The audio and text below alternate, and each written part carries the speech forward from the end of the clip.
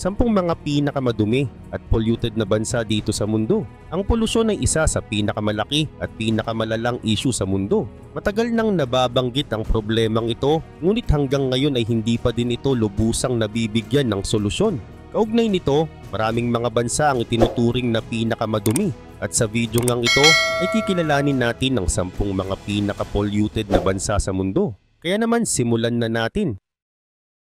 Number 1, Iraq. Ang Iraq ay isa sa mga bansa na may pinakamalaking problema sa polusyon. Ang pangunahing dahilan nito ay ang mga panahon ng digmaan, kawalan ng maayos na sistema ng pagtatapon ng basura at mabilis na paglaki ng populasyon. Dahil dito ay labis na naapektuhan ang kalikasan at kalusugan ng mga tao na nagdudulot ng mga seryosong hamon sa kanilang pang-araw-araw na buhay. Isa sa mga pangunahing sanhi ng polusyon ay ang mga digmaan na sumira sa mga lungsod at infrastruktura. Ang mga kaguluhan mula sa Iraq-Iran War, Gulf War hanggang sa pagsakop ng United States noong 2003 ay nag-iwan ng mga nasirang pabrika at gusali. Maraming delikadong kemikal tulad ng tingga o lead at uranium ang naiwan sa paligid na naging sanhi ng water at soil contamination. Malaki rin ang kontribusyon ng industriya ng langis sa polusyon. Dahil isa ang Iraq sa mga nangungunang tagaluwas ng langis, ay maraming refinery ang naglalabas ng usok at mapanganib na kemikal sa hangin. Bukod dito, ang pagsunog ng gas mula sa mga oil field ay nagdudulot ng mataas na antas ng carbon dioxide at sulfur dioxide. Ang mga ito ay nagdudulot ng polusyon sa hangin na nagiging sanhi ng mga sakit sa paghinga at acid rain.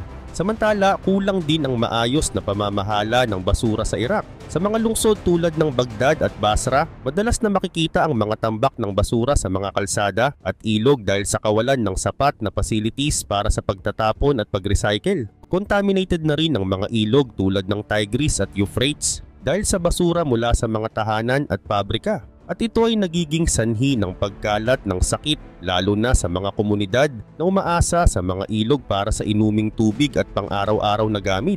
Pero dahil mas inuuna ng gobyerno ang muling pagbangon mula sa mga digmaan, ay kulang ang atensyon at pondo para sa mga programang may kaugnayan sa kalinisan at kalikasan.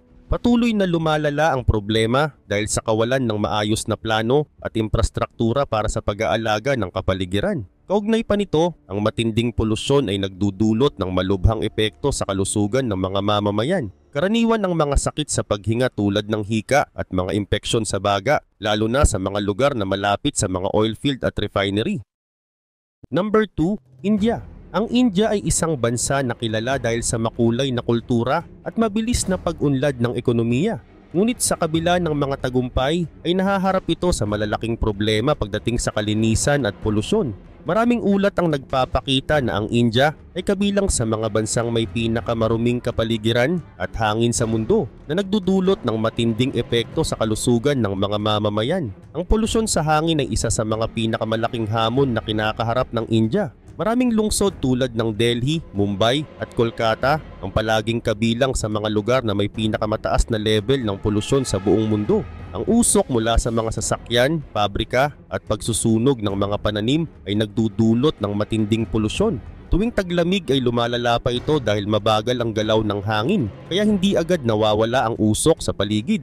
Dahil sa maruming hangin ay maraming tao ang nagkakasakit. Ilan sa mga karaniwang sakit ay hika, ubo at sakit sa baga. Ayon sa mga pag-aaral, halos 1.7 milyong tao ang namamatay taon-taon sa India dahil sa mga sakit na may kaugnayan sa polusyon sa hangin. Maliban dito, malaking problema rin sa India ang tambak na basura. Maraming lansangan at ilog ang napuno ng kalat dahil hindi sapat ang mga facilities para sa maayos na pagtatapon ng basura.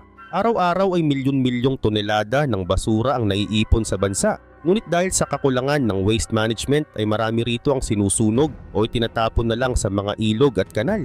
Ang Ganges River na isa sa pinakabanal na ilog sa India ay isa rin sa mga pinakamaruming ilog sa mundo. Maraming pabrika at tahanan ang nagtatapon ng mga kemikal, dumi at basura sa ilog na ito. Dahil dito ay kumakalat ang mga sakit tulad ng kolera at diarrhea sa mga lugar na gumagamit ng tubig mula sa ilog. At upang tugunan ang mga problema sa kalinisan ay inilunsad ng gobyerno ng India noong 2014 ang Swachh Bharat Abhiyan o Clean India Mission. Layunin ng programang ito na gawing malinis ang bansa at mawakasan ang pagdumi sa labas. Sa ilalim ng programang ito ay nakapagtayo ang gobyerno ng maraming palikuran, lalo na sa mga kanayunan. Number 3. Pakistan. Ang Pakistan ay kabilang sa mga bansang may pinakamaruming kapaligiran sa buong mundo. Maraming lungsod dito tulad ng Lahore, Karachi at Islamabad ang may mataas na antas ng polusyon. Ang usok mula sa mga pabrika at sasakyan, pagsunog ng basura at paggamit ng charcoal at langis ay ilan sa mga dahilan ng problemang ito. Dahil sa polusyon ay maraming mamamayan ang nagkakasakit, lalo na ng mga sakit sa baga tulad ng hika, bronchitis at mga sakit sa puso. Ang polusyon sa hangin ay isa sa pinakamalaking problema sa Pakistan. Sa ulat ng IQ-Air, ang Lahore ay isa sa mga lungsod na may pinakamaruming hangin sa buong mundo. Ang usok mula sa mga sasakyan, pabrika at sinusunog na pananim ay nagdudulot ng makapal na smog, lalo na tuwing taglamig. Ang smog ay kombinasyon ng usok at alikabok na nagdudulot ng hirap sa paghinga at iba pang sakit sa baga. Maraming tao, lalo na ang matatanda at bata, ang naapektuhan ng maruming hangin at nagkakaroon ng mga problema sa kalusugan. Dagdag pa rito, isa pang seryosong problema sa Pakistan ay ang tambak ng basura. Sa Karachi ay tinatayang 14,000 tons ng basura ang naiipon araw-araw. Ngunit hindi ito naitatapon ng maayos. Karamihan sa mga basura ay nauuwi sa mga ilog at dagat na nagiging sanhi ng polusyon sa tubig. Dahil sa kakulangan ng maayos na waste management system ay maraming tao ang nagkakasakit, lalo na yung mga nakatira malapit sa mga tambakan ng basura. Malaki rin ang problema sa tubig sa Pakistan. Maraming ilog ang contaminated dahil sa pagtatapon ng basura at mga kemikal mula sa mga pabrika. Maraming tao ang walang akses sa malinis na inuming tubig, kaya nagkakaroon sila ng mga sakit tulad ng diarrhea, cholera at typhoid. Ang mga kanal at ilog ay madalas ding nababara ng mga plastik na nagdudulot ng pagbaha tuwing umuulan. Samantala, malaki rin ang epekto ng climate change sa Pakistan. Nararanasan dito ang matinding init, biglaang pag-ulan at malawakang pagbaha. Noong 2022 ay milyon-milyong tao ang nawalan ng tirahan at kabuhayan dahil sa malawakang pagbaha. Apektado rin ang agrikultura na mahalaga sa ekonomiya ng bansa dahil sa hindi maayos na panahon at pagbabago ng klima. Number 4, Philippines. Ang Pilipinas ay isa sa mga bansa na may malubhang problema sa polusyon. Maraming uri ng polusyon ang nararanasan dito tulad ng polusyon sa hangin, tubig at lupa na nagdudulot ng masamang epekto sa kalusugan ng mga tao at kalikasan. Ilan sa mga dahilan ng polusyon ay ang mabilis na paglaki ng populasyon, pagdami ng mga sasakyan at pabrika at kakulangan ng tamang sistema sa pamamahala ng basura. Kung hindi agad aaksyonan ay patuloy itong makakapinsala sa kapaligiran at kalusugan ng mamamayan. Maraming lugar sa Pilipinas, lalo na sa mga lungsod tulad ng Metro Manila, Cebu at Davao ang may mataas na antas ng polusyon sa hangin. Ang usok mula sa mga sasakyan, pabrika at pagsunog ng basura ay ilan sa mga pangunahing sanhi nito. Dahil dito ay maraming tao ang nagkakasakit sa baga tulad ng ubo, hika at bronchitis. Lalo itong mapanganib sa mga bata, matatanda at mga taong may iniindang sakit. Araw-araw ay nahihirapan ang mga mamamayan na huminga ng maayos dahil sa maruming hangin. Ang mga ilog at dagat sa bansa ay labis na naapektuhan ng polusyon. Isang halimbawa nito ay ang Pasig River na sobrang contaminated at wala ng isda o anumang buhay na nananatili rito. Maraming pabrika at bahay ang nagtatapon ng maruming tubig at basura sa mga ilog at dagat. Dahil dito ay nagiging sanhi ito ng mga sakit tulad ng diarrhea at kolera. Apektado rin ang ating mga coral reefs at yamang dagat dahil sa dumi at plastik na pumipinsala sa kanilang tirahan. Maliban dito, malaking problema rin sa bansa ang pamamahala ng basura. Ayon sa mga ulat, mahigit 20 milyong tonelada ng basura ang nagagawa ng mga Pilipino bawat taon. Maraming lugar ang walang tamang facilities para sa segregasyon at pagtapon ng basura. Dahil dito, ang iba ay nagtatapon ng kanilang basura sa mga kanal o ilog na nagdudulot ng pagbaha tuwing tag-ulan. Ang plastik ay isa rin sa mga pinakamalaking suliranin dahil matagal itong mabulok at nagdudulot ng pinsala sa kalikasan at mga hayop. Kaugnay nito, ang polusyon ay nagdudulot ng malaking pinsala sa kalusugan ng mga tao at sa kapaligiran. Number 5, Mongolia. Ang Mongolia, lalo na ang capital nitong Ulaanbaatar, ay isa sa mga lugar na may pinakamaruming hangin sa buong mundo. Sa kabila ng mayamang kultura at tradisyon ay hinaharap ng bansa ang matinding suliranin sa polusyon. Malaki ang epekto nito sa kalusugan at pamumuhay ng mga tao. Kabilang sa mga sanhi ng polusyon ang pagsunog ng karbon, hindi maayos na pamamahala ng basura at mabilis na paglaki ng populasyon sa lungsod. Sa panahon ng taglamig ay lalong tumataas ang antas ng polusyon dahil sa matinding lamig. Dahil sa sobrang lamig na umaabot hanggang negative 40 degrees Celsius ay kailangang magsunog ng karbon at kahoy ang mga residente para magpainit ng kanilang mga bahay. Sa mga lugar tulad ng GER districts o mga lugar na may limitadong serbisyo ng kuryente, karamihan sa mga pamilya ay umaasa sa tradisyonal na kalan. Ang usok na dulot ng pagsunog ay naglalabas ng mataas na antas ng PM2.5 na isang maliliit na particle na delikado sa kalusugan. Bukod sa carbon, isa pang dahilan ng polusyon ay ang mabilis na paglaki ng populasyon sa Ulaanbaatar. Maraming tao mula sa probinsya ang lumilipat sa lungsod para maghanap ng trabaho. Dahil dito ay dumami ang mga GER districts at nagkulang ang mga facilities para sa maayos na pagtatapon ng basura. Maraming basura ang naiipon at hindi natatapon ng tama na nagdudulot ng karagdagang polusyon sa hangin at kalikasan. Dagdag pa rito, malaki ang epekto ng polusyon sa kalusugan ng mga tao sa Ulaanbaatar. Karaniwan ang mga sakit sa baga tulad ng hika, bronchitis at pneumonia, lalo na sa mga bata at matatanda. Ayon sa World Health Organization, umaabot sa 133 micrograms per cubic meter ang PM2.5 sa Ulaanbaatar, habang ang ligtas na antas ay 10 micrograms lamang. Dahil sa ganitong kalubhang polusyon, ay maraming tao ang nagkakaroon ng malulubhang sakit at ilan pa nga ay namamatay ng maaga. Kaugnay naman nito ay sinisikap ng gobyerno ng Mongolia na bawasan ng polusyon sa pamamagitan ng pamimigay ng mas malinis na kalan at pagpapatupad ng paggamit ng renewable energy tulad ng solar at wind power. Pero dahil sa kahirapan at mataas na gastos ay marami pa ding residente ang gumagamit ng carbon dahil ito ang mas affordable na opsyon. Number 6. China. Ang China ay isa sa mga bansa na may pinakamalalang polusyon sa buong mundo. Dahil sa mabilis na pag-unlad ng kanilang mga factory at lungsod ay labis na naapektuhan ang kalikasan. Bagamat may mga hakbang ang gobyerno para bawasan ng polusyon ay nananatili itong malaking hamon. Apektado rin ng polusyon ang hangin, tubig at lupa na nagdudulot ng mga sakit at panganib sa kalusugan ng mga tao. Samantala, isa sa pinakamalaking problema sa China ay ang polusyon sa hangin. Ang usok mula sa mga factory, sasakyan at pagsusunog ng carbon ang nagpapadumi sa hangin, lalo na sa mga lungsod tulad ng Beijing at Shanghai. Naglalaman ang hangin ng small particles gaya ng PM2.5 na madaling pumasok sa baga at magdulot ng sakit tulad ng hika, ubo at cancer. Ayon sa mga pag-aaral ay milyon-milyong tao ang maagang namamatay bawat taon dahil sa sobrang polusyon. Madalas ding natatakpan ng makapal na smog ang mga lungsod. Dahil dito ay kailangang magsuot ng face mask ang mga tao para hindi malanghap ang maruming hangin. Minsan ay ipinagbabawal din ang mga outdoor activities para sa kaligtasan ng mga estudyante at mamamayan.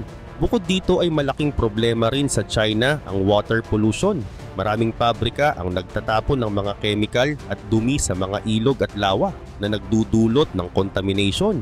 Ayon sa mga ulat ay halos 70% ng mga ilog sa bansa ay hindi na ligtas inumin o gamitin. Maraming tao ang nagkakasakit mula sa maruming tubig tulad ng diarrhea at infeksyon sa balat. Gayun din naman ang water contamination ay hindi rin nakakabuti sa mga isda at iba pang hayop sa tubig.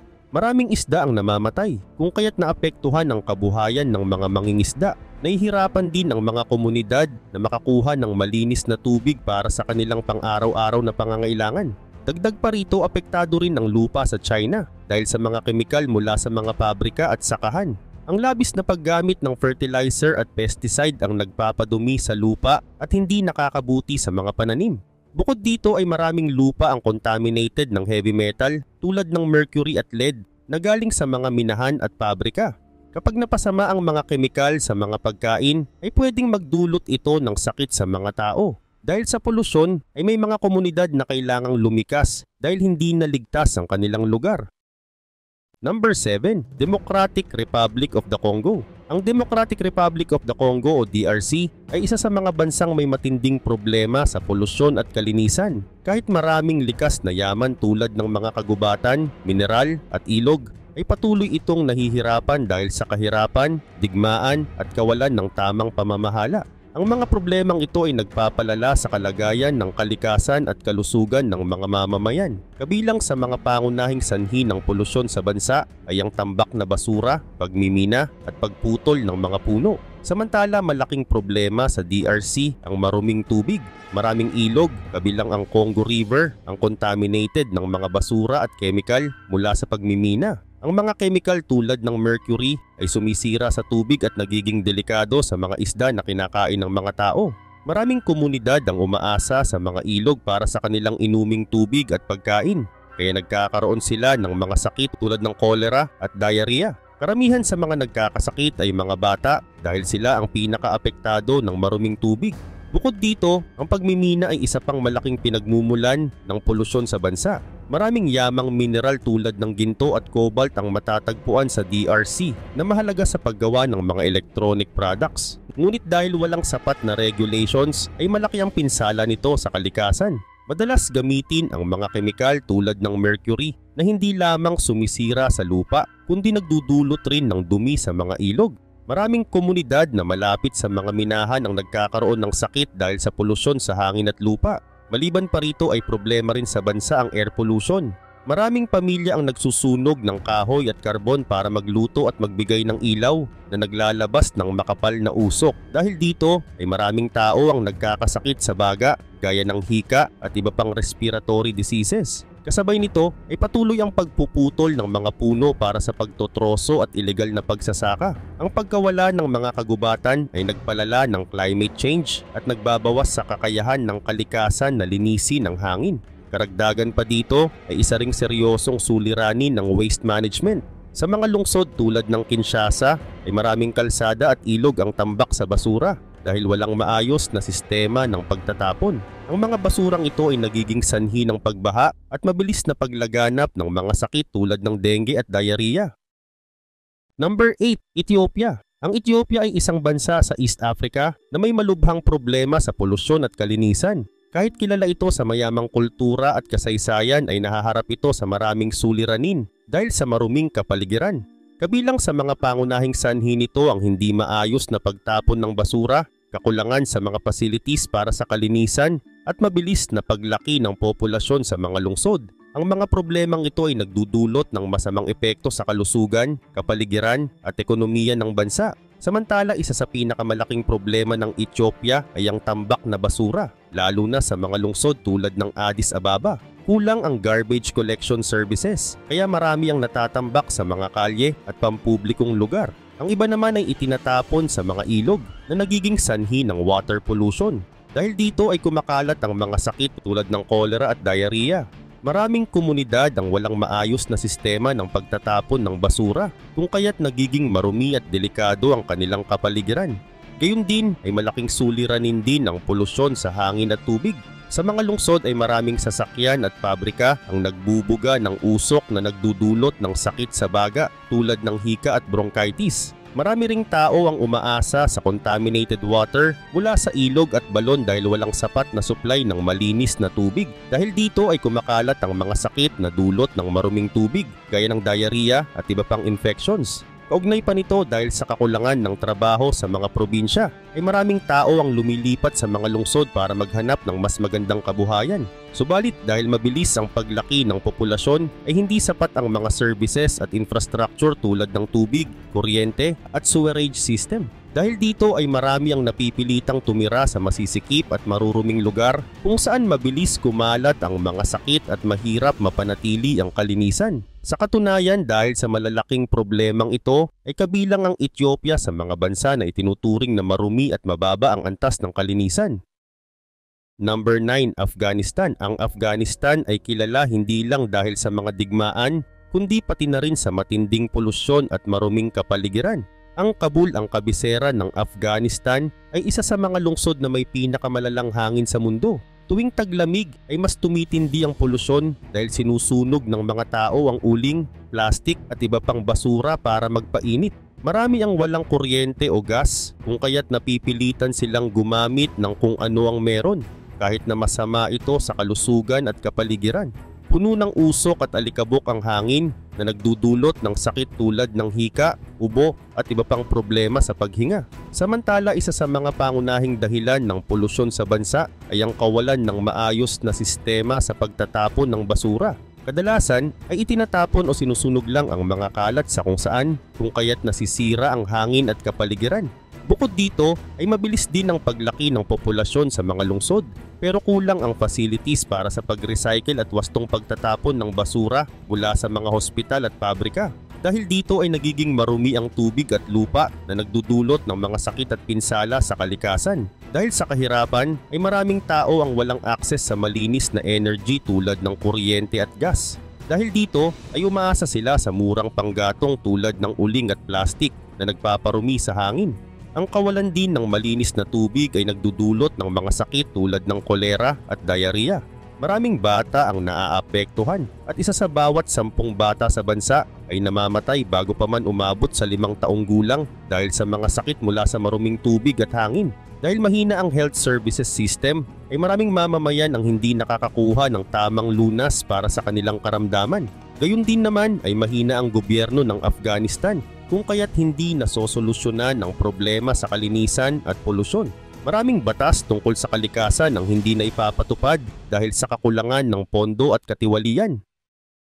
Number 10. Ghana. Ang Ghana ay isang bansa sa West Africa na kilala sa mayamang kultura at kasaysayan. Subalit nahaharap ito sa matinding hamon dahil sa polusyon at kawalan ng maayos na kalinisan. Ang polusyon ay malawakang nakaapekto sa hangin, tubig at lupa na nagdudulot ng masamang epekto sa kalusugan ng mga tao at sa kapaligiran. Ito ang dahilan kung bakit itinuturing ang Ghana bilang isa sa mga bansang may pinakamalalang polusyon sa buong mundo. Samantala, isa sa mga pangunahing dahilan ng polusyon sa Ghana ay ang pagtatambak at pagsunog ng electronic waste o e-waste. Sa lugar na Agbogbloshie sa lungsod ng Accra ay makikita ang mga sirang electronic devices tulad ng computer at refrigerator. Sinusunog ang mga ito para makuha ang metal tulad ng tanso. Ngunit ang usok at kemikal na nagmumula rito ay mapanganib.